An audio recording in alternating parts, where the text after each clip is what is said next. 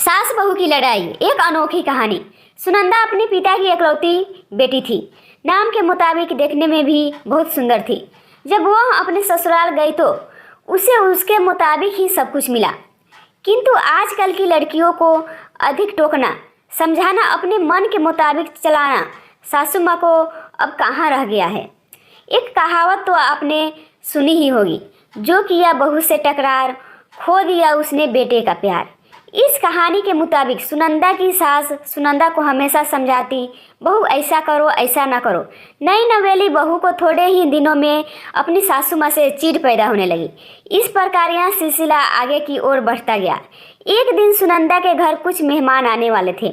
सासू माँ बोली, बहू आज कुछ अच्छी अच्छी व्यंजन बनाओ और मेहमानों के लिए चाय नाश्ता का इंतजाम भी अच्छी तरह से होनी चाहिए।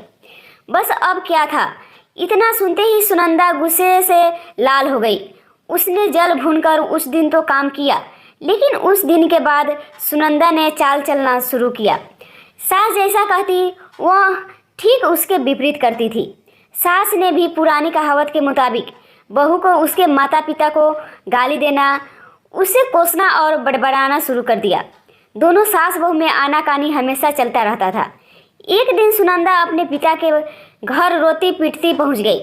वह अपने पिता से बोली, पिताजी आप तो डॉक्टर हो, मुझे कुछ ऐसी दवा दीजिए जिसे खिलाकर वह बुढ़िया गूंगी हो जाए, क्योंकि वह मुझे गंदी गंदी गालियां देती है। इस पर पिताजी कुछ सोचते हुए बोले, बेटी मेरे पास एक ऐसी दवा है, लेकिन यह कड़वा है, वो आसानी से नहीं खाएगी, इसलिए मैंने एक युक्ति सोची है। तुम हर रोज 1 महीने तक यह दवा अपनी सास को खाना में मिलाकर खिलाती रहना। ठीक 1 महीने में वह पूरी तरह गूंगी हो जाएगी। लेकिन हाँ, यह दवा थोड़ा कड़वा है, इसलिए तुम खाना इतना प्यार से खिलाना कि उसे पता ही न चले। दवा लेकर सुनंदा खुशी खुशी अपने घर आई और पिता के कहे मुताबिक अपना काम शुरू कर दी। अब सास जो कुछ भी कहती उसे वह मानती और उलटकर जवाब भी नहीं देती, क्योंकि वह जानती थी कि बुढ़िया तो अब महीने भर में गूंगी होने वाली है। बोल ले जितना बोलना है, उसके बाद वह चैन से रहेगी। अब हर रोज वह प्यार से चुटकी भर दवा खाना में मिलाकर प्यार से माँ जी को देती थी।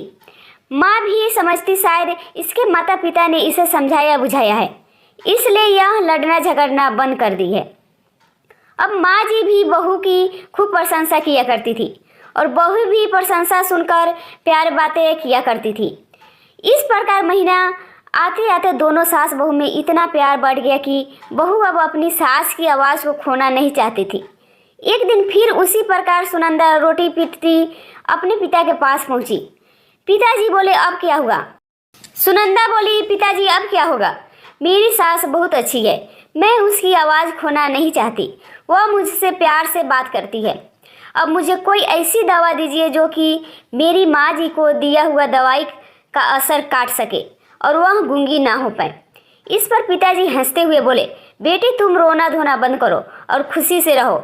जो दवा मैंने तुम्हें दिया वह कोई दवाई नहीं था, वह रिश्तों में घुली कड़वाहट उतारने की तरकीब थी। अगर मैं ऐसा नहीं किया होता तो तुम शायद आज नहीं सुधरी होती। बेटी इसी प्रकार यदि तुम अपनी सास के साथ अच्छे से रहोगी तो वह भी तुम्हें अपनी बेटी के समान प्यार करेगी। अब सुनंदा को सारी बातें समझ में आ गई थी। उसे अपनी गलती का एहसास भी हो गया था। वह वापस अपने ससुराल चली आई। इसके बाद दोनों सास बहू प्यार से रहने लगी। उनके बीच स्नेह और अपनापन का भाव आ गया और घर खुशियों से भर गया। आशा करती हूँ कि आप सभी को ये कहानी पसंद आई होगी तो लाइक शेयर एंड सब्सक्राइब जरूर